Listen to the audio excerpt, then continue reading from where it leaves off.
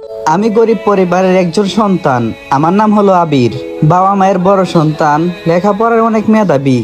কিন্তু গরিব বলে বাবা মায়ে লেখাপড়ার খরচ চালাতে সক্ষম হয় না। তাই মামার বাসায় থাকি। মামা সব লেখাপড়ার খরচ চালান। আমার মামা একজন বড় ব্যবসায়ী। তার একটা মেয়ে আছে, নাম হলো নীলা। দেখতে যেমন সুন্দর তেমন দেমাগী। আমাকে একদমই সহ্য করতে পারে না। আমি নীলাকে ছোটবেলা থেকে ভালোবাসি, অনেকবার বলেছি। এর জন্য খেতে হয়েছে সর আর অপমান। তা আপনারা গল্পেই বুঝতে পারবেন। তো বেশি কথা না বলে গল্পটা আমরা শুরু করি। আর গল্পটা শুরু করার আগে কিছু কথা বলতে চাই। প্রথমেই ক্ষমা চেয়ে নিচ্ছি গল্পের মাঝে আপনাদেরকে বিরক্ত করার জন্য। তো ওইটা না হয় আমি আমার আরেকটা বয়সে বলি। তো বয়সটা চেঞ্জ করা যাক। আসসালামু আলাইকুম এভরিওয়ান। তো কেমন আছো তোমরা? আশা করি আল্লাহর রহমতে অনেকটাই ভালো আছো। আল্লাহর রহমতে তোমাদের ভালোবাসায় আমি অনেকটাই ভালো আছি। এই কয়দিন যাবত আইডিটা ফিউজ হয়ে থাকছে, তো বেশি বেশি কপি লিঙ্ক করে দিও। আর একটা কথা, গল্পটা কন্টিনিউ করতে থাকো। আশা করি গল্পটা তোমাকে সবার অনেক ভালো লাগবে। আর হ্যাঁ, গল্পটা পুরো দেখবা আর কমেন্টে তোমার মন্তব্য জানাই যাইবা যে আমি কি নেক্সট পার্ট দিব নাকি না দেব। তো বেশি কথা না কইয়াম, আমি গল্পটা অন্য একটা বয়সে কন্টিনিউ করতেছি আর তোমরা উপভোগ কইরো। তো আবারও বয়সটা চেঞ্জ করা যাক। আমি বললাম, নীলা তোকে একটা কথা বলার ছিল। নীলা বলল, শুন, তোরে তো আজে বাজে কথা শোনার টাইম আমার নাই, এখন যা এখান থেকে। আমি বললাম, প্লিজ একবার শুনো। নীলা বলল, বলছি না এখান থেকে চলে যা। আমি বললাম, প্লিজ একবার শুনো। নীলা বলল, ওকে বল, যদি উল্টা পাল্টা কিছু বলিস তাহলে তোর খবর আছে। আমি বললাম, আসলে আমি না তোমাকে ছোটবেলা থেকেই খুব ভালোবাসি। আর এই কথাটা বলার সাথে সাথে নীলা বলল, ছোট লোকের বাচ্চা, তোর সাহস কি করে হই? আর তোর সাহস তো কম না, তুই আমাকে ভালোবাসার কথা বলিস? ফকিন্নি হয়ে চাঁদে যাওয়ার স্বপ্ন বাদ দে। আমি অবাক হয়ে তাকিয়ে রইলাম। পরপর নীলা আবার বলতে লাগলো, আমাকে প্রেমের ফাঁদে ফেলে আমার বাবার সম্পত্তি আত্মসাৎ করার ইচ্ছা, তাই না? আমি বললাম, সত্যি নীলা, মামার সম্পত্তির উপর আমার কোনো প্রকার লোভ নাই, আমি শুধু তোমাকে ভালোবাসি। নীলা বলল, চুপ, তোদের মতো ছোট লোকের বাচ্চাদেরকে ভালো করে চেনা আছে। এখন যা এখান থেকে। যদি কখনো আবার ভালোবাসার কথা বলিস আমাকে, তাহলে গাড় ধাক্কা দিয়ে বাসা থেকে বের করে দেব, মনে যেন থাকে। আমি আর কোনো কিছু না বলে রুমে এসে কান্না করলাম। চোখ লাল হয়ে গেছে। গরিব বলে কি ভালোবাসতে পারি না? গরিবরা কি মানুষ না? নাকি গরিবদের ভালোবাসার অধিকার নাই? গলাটা ব্যথা করছে, থাপ্পড়টা খুব জোরে মারছিল। মামি আমাকে ডাকছেন। আমি তাড়াতাড়ি নিজেকে কন্ট্রোল করে বললাম, আসতেছি। তারপর চোখ মুছে মুছে মামির কাছে গেলাম আর বললাম, জি মামি বলেন। মামি বলল, এ কি, তোমার গালে কি হয়েছে? এরকম কেন? আর তোমার চোখগুলো যেন কেমন লাল হয়ে আছে। আমি বললাম, আসলে মামি, গালে একটা মশা পুষছিল, তখন রাগ করে থাপ্পড় মারছিলাম, তাই মনে হয় দাগ হয়ে আছে। মামি বলল, এইটা তুমি কাজ করছো? এইভাবে কেউ চোর মারে নিজেকে? আমি বললাম, আরে বাদ দেন তো, আমি একজন গরিব বাবা মায়ের ছেলে, আমার কিছু হলে কারো কোনো কিছু যায় আসে না। এটা বলার সাথে সাথে মামি আমাকে আর একটা থাপ্পড় দিল আর বলল, চুপ বেয়াদব ছেলে, তুই জানোস তোকে কতটা ভালোবাসি? তোর কিছু হলে আমি বাঁচতে পারবো না, বলেই কান্না করে দিল। আমি বললাম, আরে মামি, কাঁদছেন কেন? মামি বলল, তুই আমার সাথে কখনো আর কথা বলবি না। আমি বললাম, সরি মামি, আমার ভুল হয়ে গেছে, আর বলবো না। মামি বলল, আমার মাথায় হাত রেখে বল, তুই কখনো আর নিজেকে ছোট লোক বলবি না। আমি বললাম, ঠিক আছে, আর বলবো না।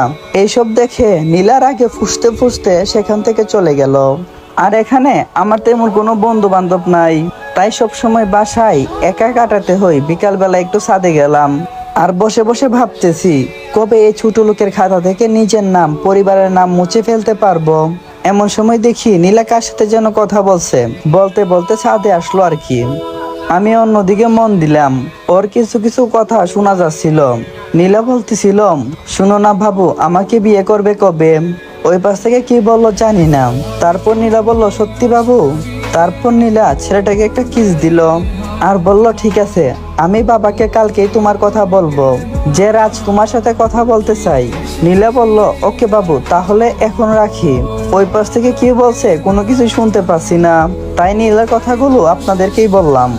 তারপর নীলা বলল, ওকে ভাই, আর আমাকে উদ্দেশ্য করে বলল, ওই তুই এখানে কেন? আমি বললাম, এমনি ভালো লাগছে না তাই বসে আছি। নীলা বলল, আমি এখানে কথা বলছিলাম, তুই এগুলা শুনছিলি তাই না? আমি বললাম, আরে আমি তো আপনার আগে ছাদে আসছি। নীলা বলল, চুপ, তুই জানোস আমি কখন ছাদে আসি আর কখন কথা বলবো, তাই আমার আগে এখানে এসে বসে আছিস?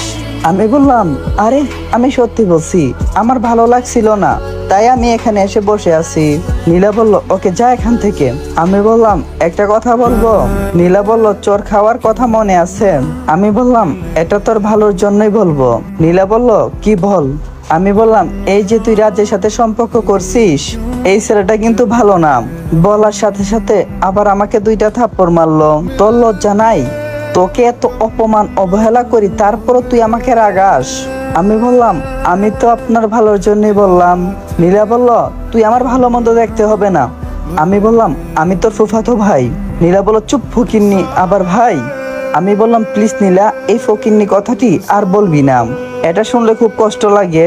নীলা বলল, তাও তো তোর লজ্জা হই, তা আমার সাথে কথা বলিস কেন? আমি বললাম, তোর সাথে কথা না বললে তুই খুশি? নীলা বলল, আমি খুশি। আর তুই আমার সাথে কথা না বললে আমার থেকে খুশি আর কেউ হবে না। আমি বললাম, ওকে, তোর সাথে আর কখনো আমি কথা বলবো না, বলেই সেখান থেকে চলে আসলাম। তারপর থেকে নীলার সাথে কথা বলি না। ভার্সিটিতে গেলাম পরের দিন। নীলার বান্ধবী মিম আমাকে খুব ভালোবাসে, কিন্তু নীলার জায়গায় আমি অন্য কাউকে বসাতে পারবো না।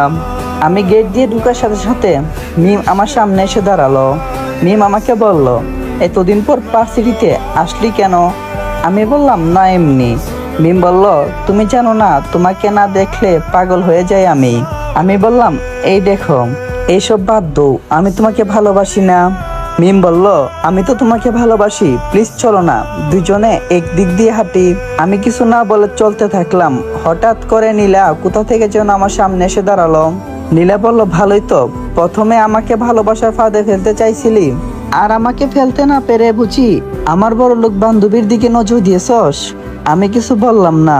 নীলা আমার চুপ থাকা দেখে বলল, কিরে ছোট লোকের বাচ্চা, কথা বলছিস না কেন? মিম বলল, চুপ, আর একটা বাজে কথাও বলবি না ওর নামে। নীলা বলল, তোর তো জ্বলছে কেন? মিম বলল, কারণ আমি আবিরকে ভালোবাসি। নীলা বলল, ও তাই বুঝি?